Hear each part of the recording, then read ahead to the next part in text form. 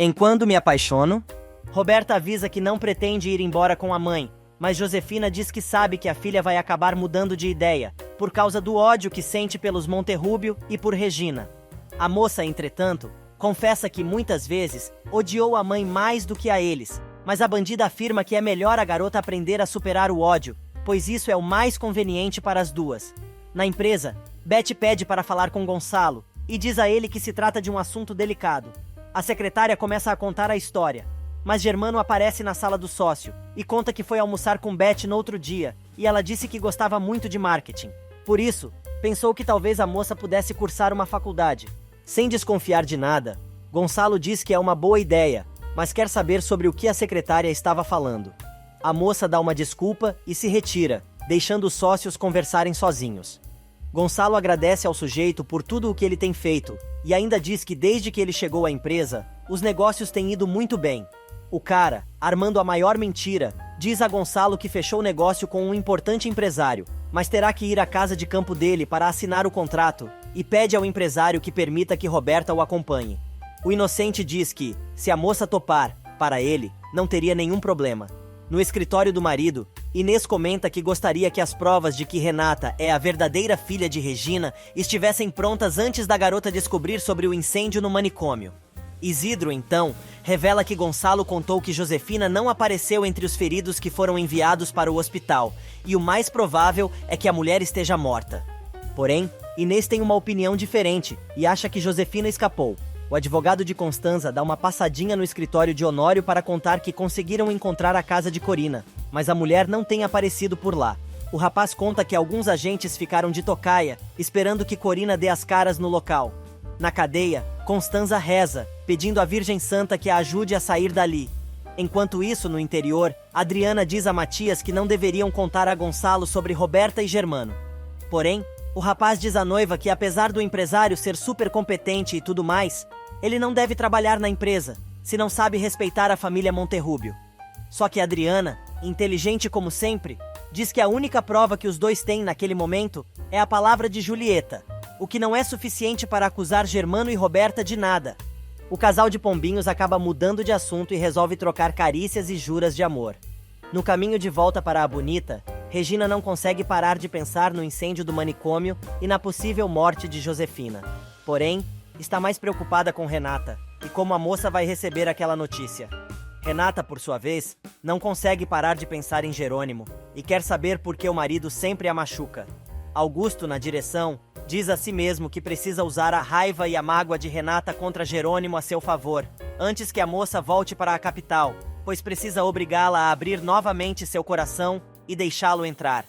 O infeliz, inclusive, conclui que já sabe o que tem que fazer para conseguir que isso se realize. No povoado, Severino comenta com Antônio que não conseguiu encontrar Marina, depois dos dois terem ido ao hotel e também não terem encontrado Saul. O seminarista aconselha ao padre que, se ele tiver qualquer dúvida sobre o fato de Marina e Jerônimo terem fugido juntos, deve investigar e chegar ao fundo da questão, até descobrir toda a verdade. Na Bonita, Manuela diz a Karina que não perde a esperança de que o patrão entre a qualquer momento por aquela porta, mas a bordadeira quer saber da cozinheira se ela acha que ele apareceria sozinho ou com Marina. A mulher diz que preferia que Jerônimo voltasse sozinho com uma explicação tão convincente que fizesse Renata perdoá-lo novamente, pois dói muito em sua alma a desilusão da patroa. Karina então diz que a coisa vai ser complicada se isso acontecer, pois o coração de Renata está em pedacinhos. O telefone toca, interrompendo a conversa das duas. Manuela atende e diz a Karina que é Neves quem está ao telefone e quer falar com a moça. A mulher resolve atender o telefone e pergunta a Álvaro o que ele quer. O homem explica que é o dia de seu aniversário e por isso deixaram ele fazer aquela ligação.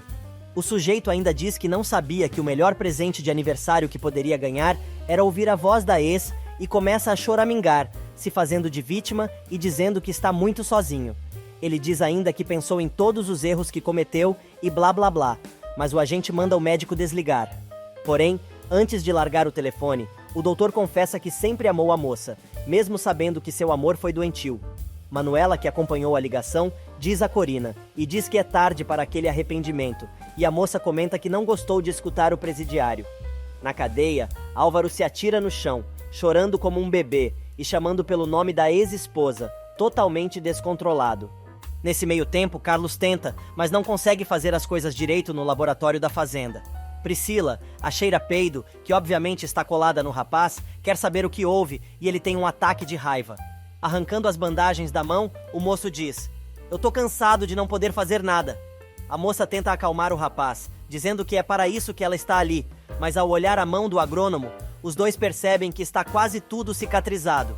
A vadia aproveita a oportunidade para dizer que todas as vezes que Carlos olhar para aquela cicatriz, pois foi porque o moço se machucou que ela acabou voltando para a vida dele.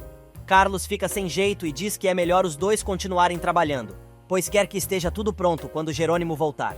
Priscila então pede que o amigo se sente e conta que ouviu uma conversa dele com Jerônimo no escritório, quando ele disse que ainda sentia algo por ela. A moça também conta que na tal conversa, Charlie disse que tinha tido muitos problemas com Matilde, e por causa de tudo isso, estava indeciso. O agrônomo não nega, mas quando começa a explicar, a garota faz um carinho no rosto dele, pedindo uma chance para os dois. Lázaro aparece, chamando Carlos de cunhado, e quase pega os dois na tampinha. Mas sabe quando fica aquele clima? Mesmo desconfiado, o capataz não comenta nada, e só avisa que Renata está chamando pelo rapaz.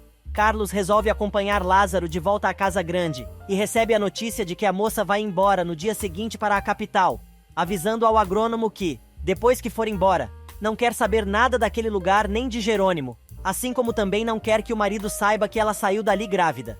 Lázaro se manifesta e, pedindo perdão, diz à patroa que não está de acordo com a decisão dela, pois desde que ela chegou à fazenda, todo mundo mudou, e se é isso que ela precisa, pode contar com ele. Alisson escuta tudo e sai correndo. Renata agradece ao capataz e pede que os moços reúnam todo o povo da fazenda, pois quer conversar com eles. Nesse meio tempo, Aníbal continua tentando acertar a senha do notebook. Alisson avisa a Aníbal que o pai dele chegou à fazenda e já deve estar indo para lá, mas a garota percebe que alguém está vindo e desliga. A garota finge que está limpando o aparelho quando Regina pergunta por Matias e Adriana. Alisson conta que os dois foram caminhar, mas devem estar voltando. Na Cruz do Amor, Aníbal continua tentando descobrir a senha até que, olhando para a silhueta de Renata pendurada na parede, se dá conta que a senha é Renata.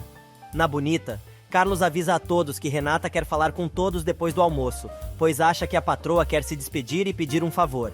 Carlos sai cabisbaixo e Karina manda Matilde ir atrás do rapaz. Lázaro avisa que também vai trabalhar, mas Karina, em particular, conta ao marido que falou com Álvaro por telefone. Do lado de fora, Augusto recomeça com suas investidas para cima de Renata, apesar dela dizer que já deixou claro que o que precisa naquele momento é ficar sozinha e se dedicar ao bebê. Porém, o fazendeiro diz que a moça deveria pensar no que ele pode fazer por aquela criança, revelando que está disposto a aceitar o filho dela como se fosse dele e propõe que os dois formem uma família, como aquela criança merece. Renata não aceita a proposta de Augusto, mas ele resolve insistir. Porém, a moça afirma com todas as letras que não quer se envolver com ninguém. O sujeito continua insistindo, e Renata lembra que já errou uma vez em aceitar um compromisso com ele sem amá-lo, e não pretende cometer o mesmo erro novamente. Não adianta. O cara não aceita um não como resposta, e ainda se despede da moça com um beijo no rosto, jurando que sempre estará com ela. Na sala, Karina diz a Lázaro que não pretende visitar o ex-marido. Porém ficou triste, pois percebeu que o cara está muito mal, e vai pedir a Padre Severino que converse com o médico, para que ele pelo menos possa desabafar. Nesse meio tempo, Renata conta a Matias e Adriana que o médico liberou a viagem e quer voltar para a capital no dia seguinte. Matias diz que vai comprar as passagens, enquanto Adriana, sozinha com a amiga, diz que ela está distante e quer saber o que aconteceu. Renata conta que Augusto propôs a ela ser o pai que seu filho precisa, e Adriana fica surpresa. Enquanto isso, na Cruz do Amor, depois de conseguir acessar o notebook do pai, Aníbal descobre que Augusto mandou investigar Marina, mas não entende por quê. Na Bonita, Adriana diz que a proposta de Augusto é meio estranha, porém, Renata alega que o fazendeiro sempre esteve com ela em seus momentos mais difíceis, mas diz que não poderia ficar nem com Augusto, nem com ninguém naquele momento. No escritório, Regina e Matias estão conversando sobre o incêndio e a possível morte de Josefina, quando Renata e Adriana aparecem. A moça quer saber se o meio-irmão já comprou as passagens de volta para a capital, e ele diz que sim, avisando que o voo sai ao meio-dia.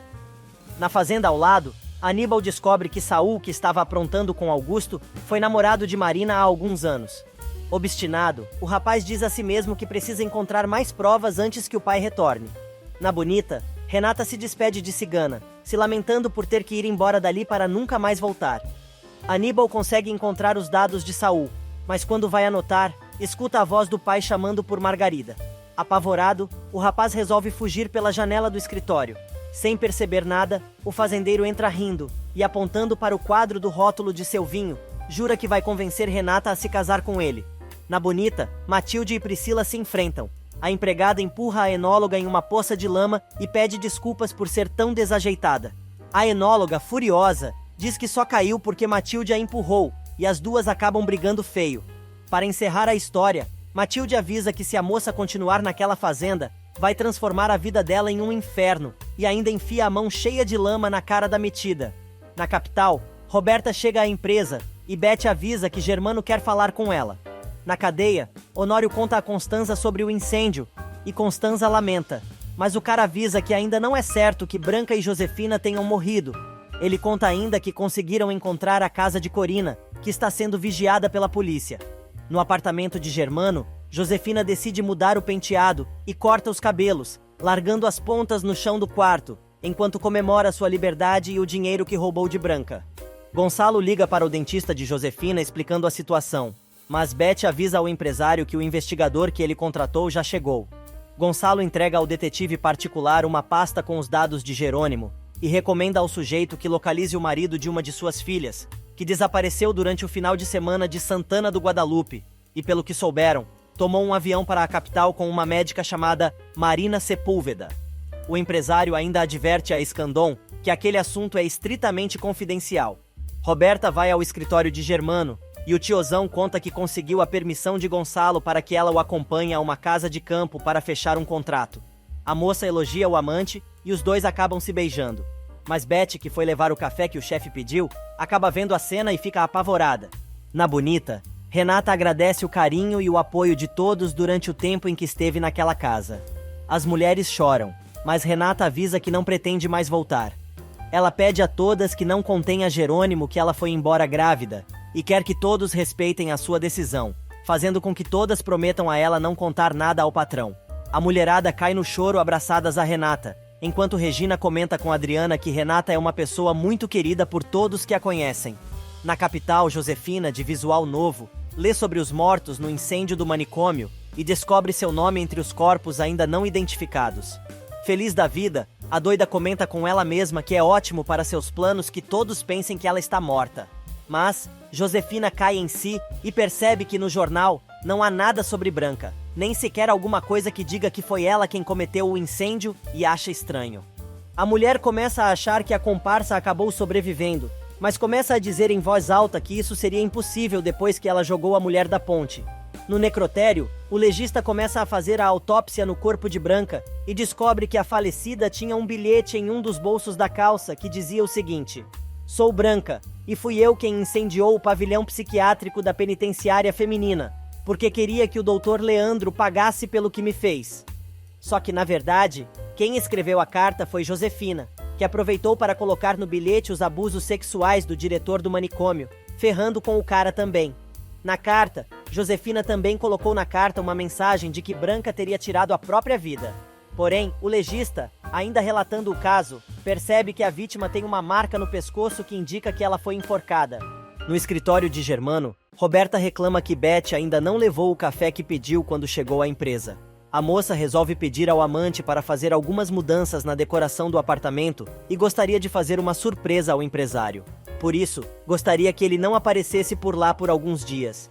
Germano diz que está tudo certo e ainda avisa que os dois precisam ter muito cuidado quando estiverem lá, pois Julieta, amiga do Matias e Adriana, mora lá, o reconheceu e o cumprimentou. Ele diz ainda que a proposta da moça de não irem ao local por alguns dias foi perfeita, pois assim podem evitar suspeitas. Ao saber da novidade, Roberta fica totalmente atordoada e, passando a mão na bolsa, sai do escritório de Germano, avisando que já volta.